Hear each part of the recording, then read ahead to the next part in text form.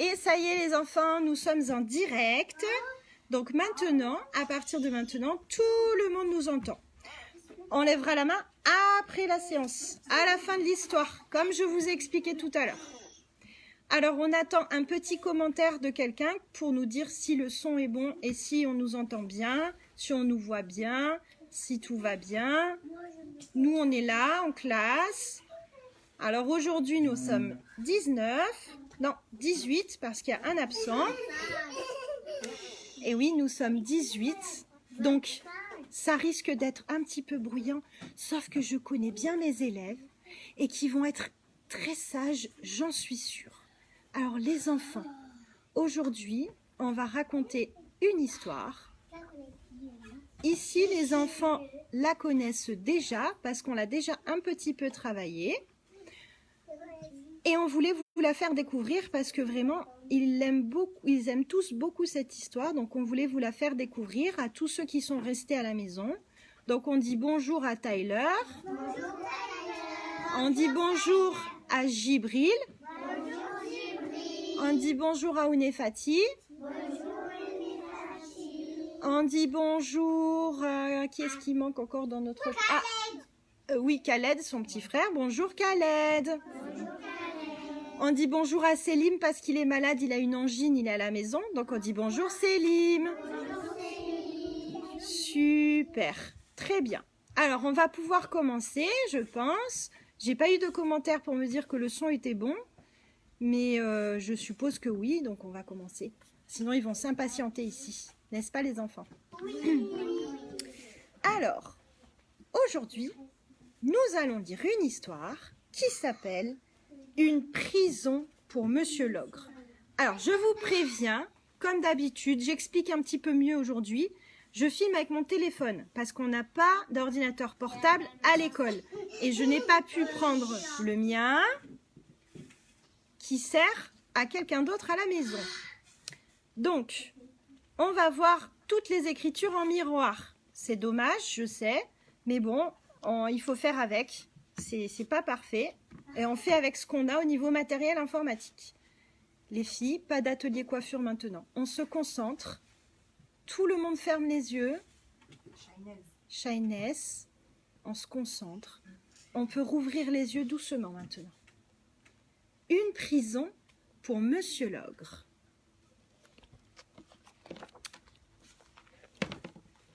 Monsieur l'Ogre était un gros bonhomme, très vorace et très cruel.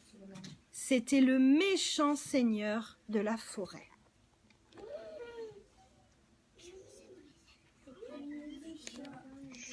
Jusqu'à la fin de l'histoire.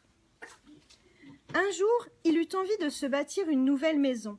Cette maison était si grande qu'il avait dû abattre des centaines d'arbres pour la construire.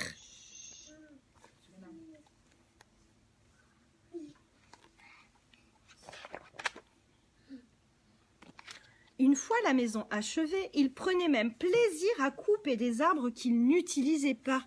« Comme ça, les animaux ne pourront plus se cacher !» ricanait-il. « Je pourrai tous les tuer, ha ha ha ha !»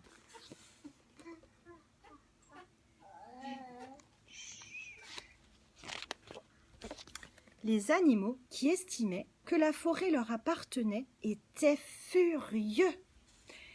Il y eut alors un grand conseil dans les bois, où il fut décidé que Monsieur l'Ogre serait puni.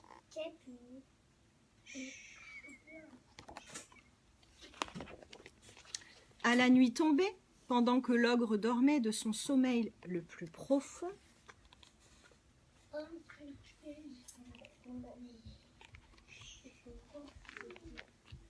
le chef sanglier alla voir tous ses amis et leur dit « Venez m'aider, nous allons enfermer Monsieur l'Ogre dans sa propre maison. » Puis, ils se mirent à travailler.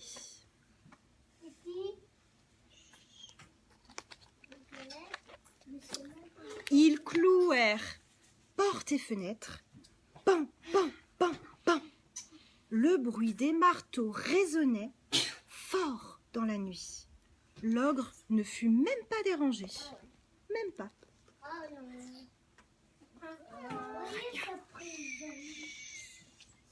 Jusqu'à la fin de l'histoire. Lorsqu'il se réveilla le lendemain, il était prisonnier. De longues semaines passèrent ainsi.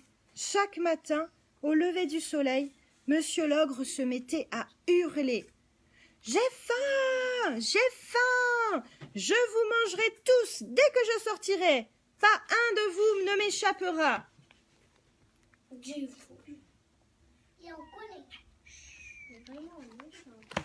Jusqu'à la fin de l'histoire.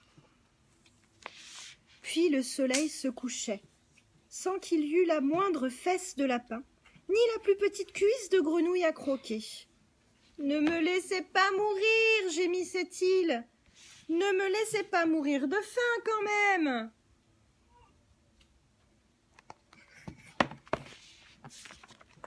Les animaux eurent pitié de lui.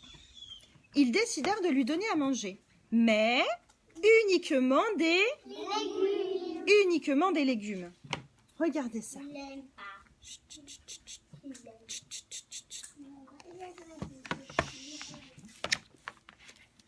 Je n'en veux pas, cria l'ogre, qui n'aimait, comme chacun sait, que la chair fraîche.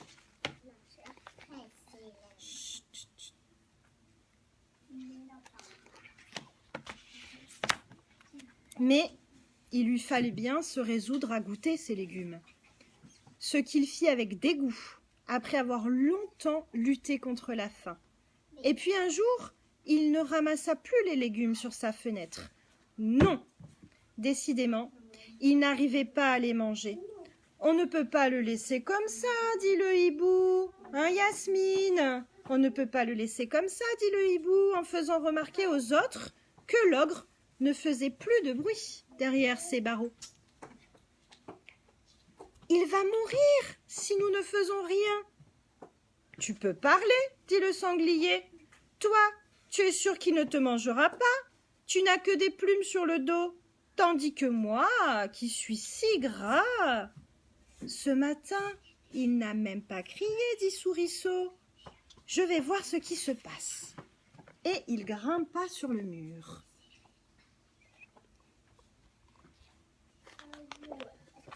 Malheureusement, ce silence était un piège. L'ogre s'était caché. Il attrapa Souriceau et le happa sans même le croquer. Gloup!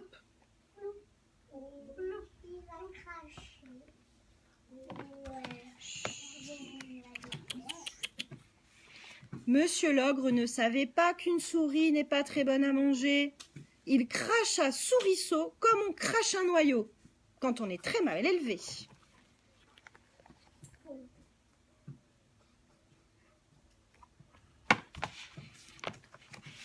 Après la mésaventure de Souriceau, les animaux n'approchèrent plus la maison de l'ogre. Ils ne lui donnèrent plus rien à manger, puis l'oublièrent tout à fait. Personne ne s'apercevait que jour après jour, Monsieur l'ogre maigrissait. Il maigrissait.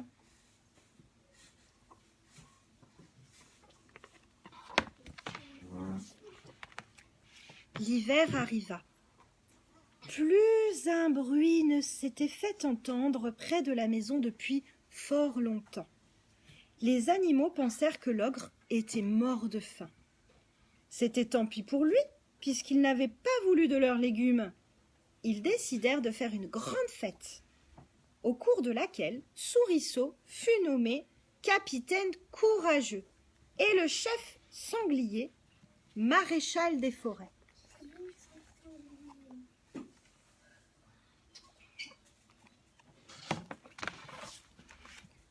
Au cours du dîner, le hibou vit passer entre les arbres un homme très grand, très mince, qu'il ne reconnut pas.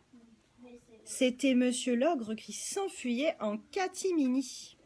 Il était devenu tellement maigre, mais tellement maigre, qu'il avait réussi à passer entre les barreaux de la prison.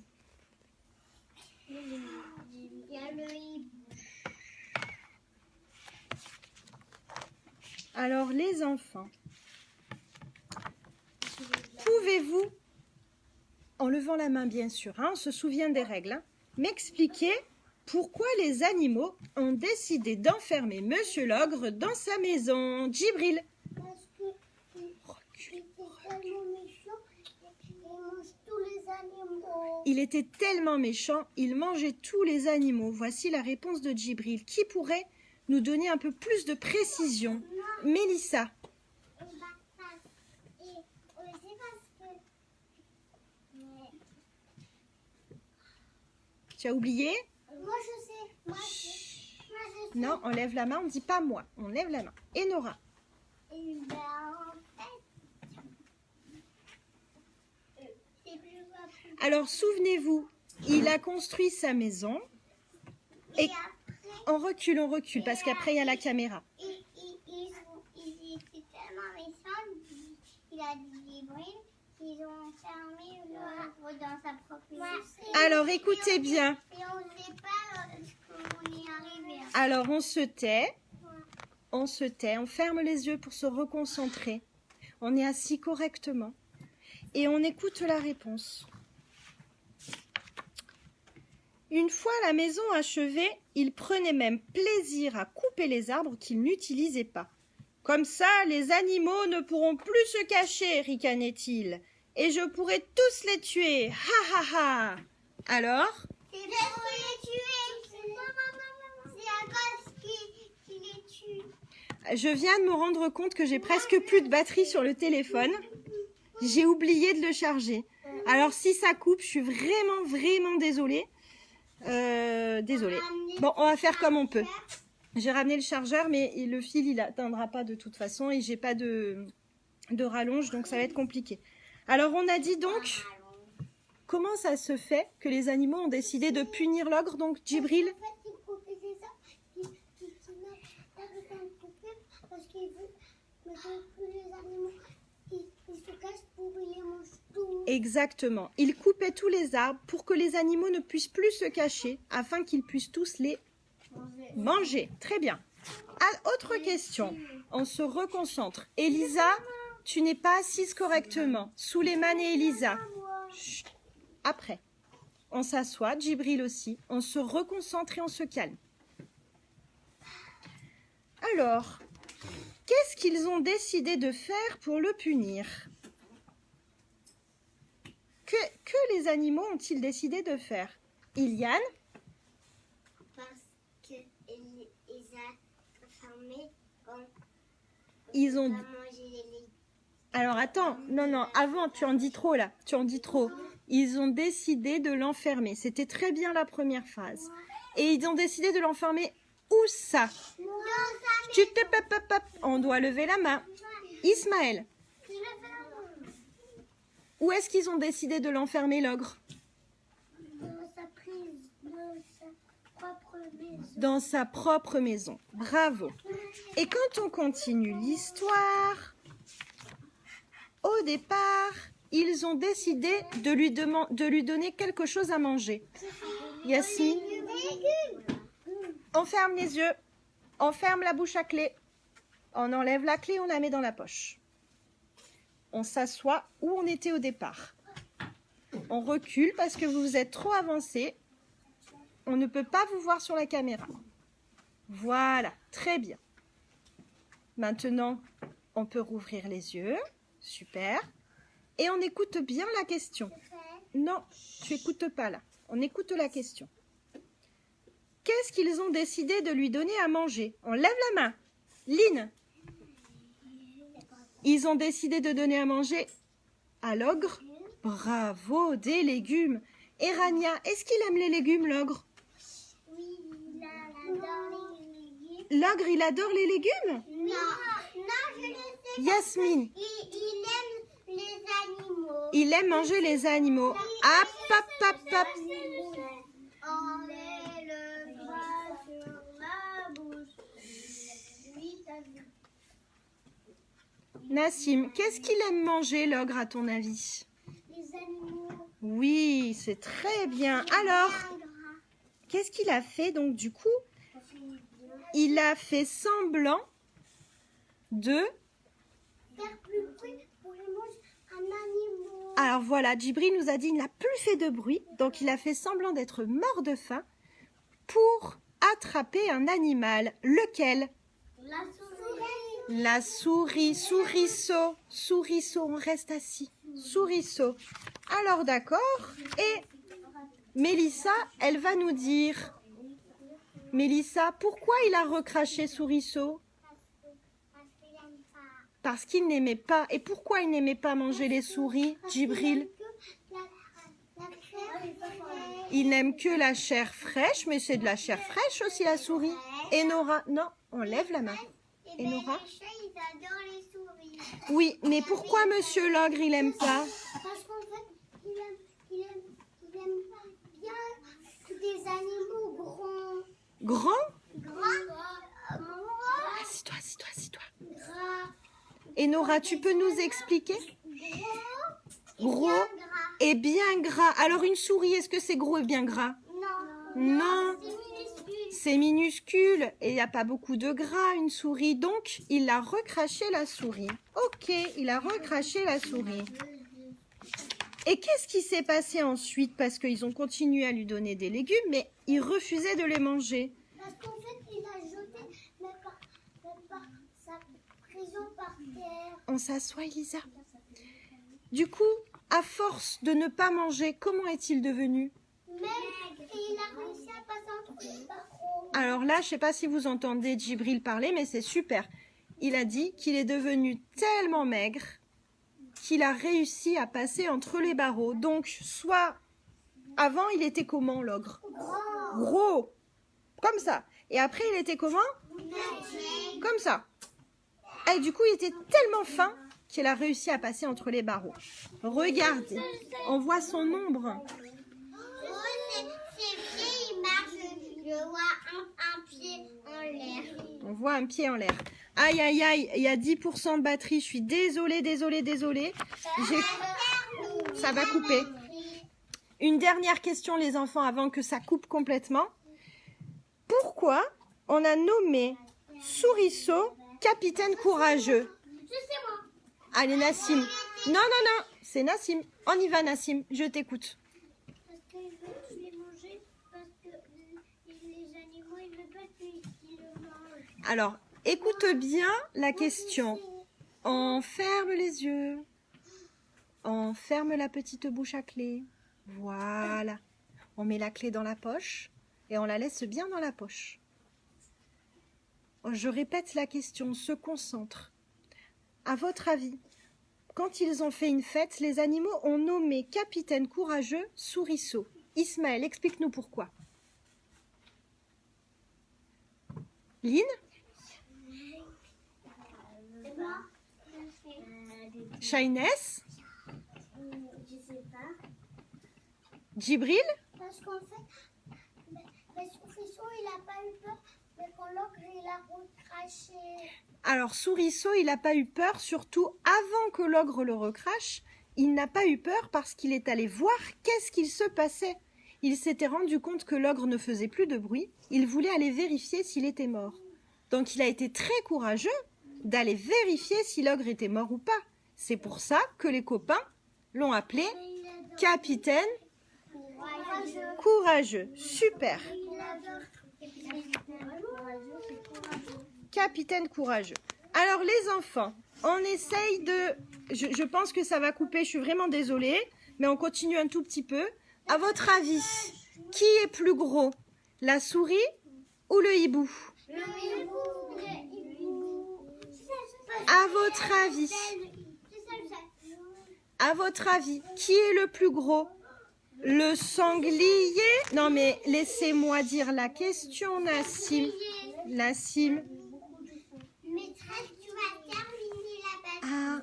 1, 2, 3, je mets le doigt sur la bouche. À votre avis, quel animal est le plus gros entre le lapin et le sanglier? Le sanglier. À votre avis, quel animal est le plus gros entre l'écureuil et le cerf? C'est bien. Je montre pas d'image, hein, donc c'est super. Là, c'est tout le vocabulaire qu'on a déjà travaillé en classe sur les animaux, avec les petites cartes images. À votre avis, quel animal est le plus gros entre un hippopotame et un koala? Un hippopotame. Super. À votre avis, quel animal est le plus gros? Mais j'ai même pas posé la question. Attends. Écoute la question. Tu peux pas savoir puisque je n'ai pas posé la question. Entre donc, quel animal est le plus gros? Donc, entre un lézard et un serpent. Un lézard?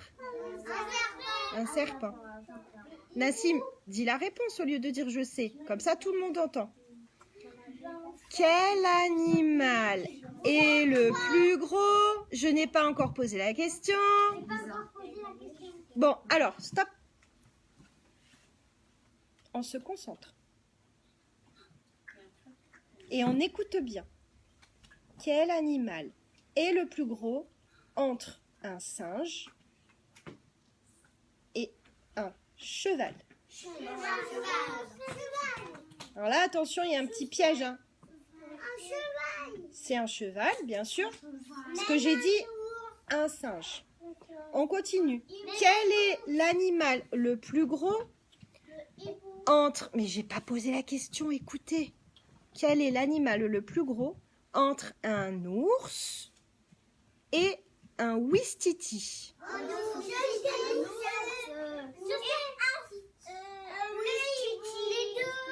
Alors, c'est... Non, c'est l'ours. Mais on n'a pas parlé du hibou, alors il faut bien écouter. Hein, parce que j'ai dit l'ours, entre l'ours et le ouistiti.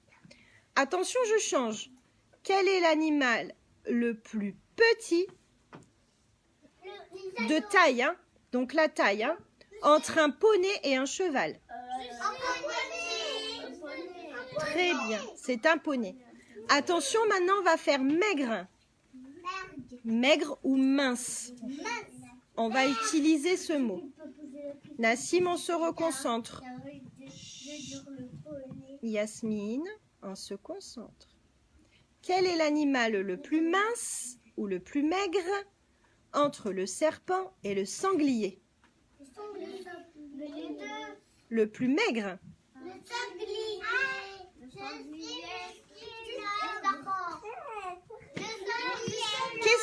Qu'est-ce que ça veut dire maigre? On lève la main pour répondre.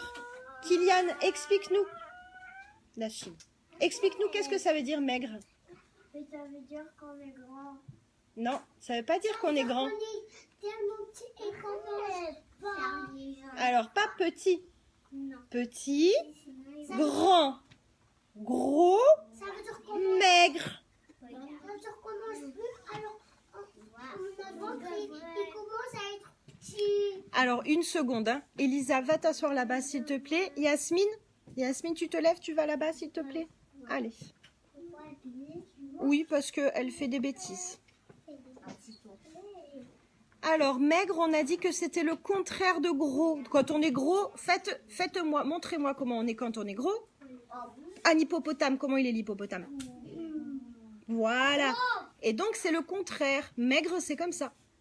Alors, à votre avis, quel est le plus maigre entre un serpent et un sanglier? Un serpent. Dis la réponse au lieu de dire je sais. Tu dis la réponse.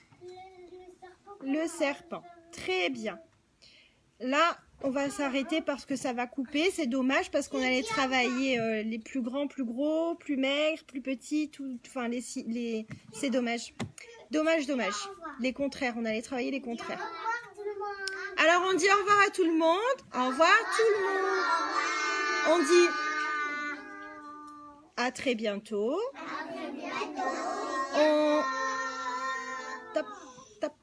On envoie des bisous. Et on les attrape, on les met sur la joue, a dit Nora. Hop. À bientôt. Au revoir.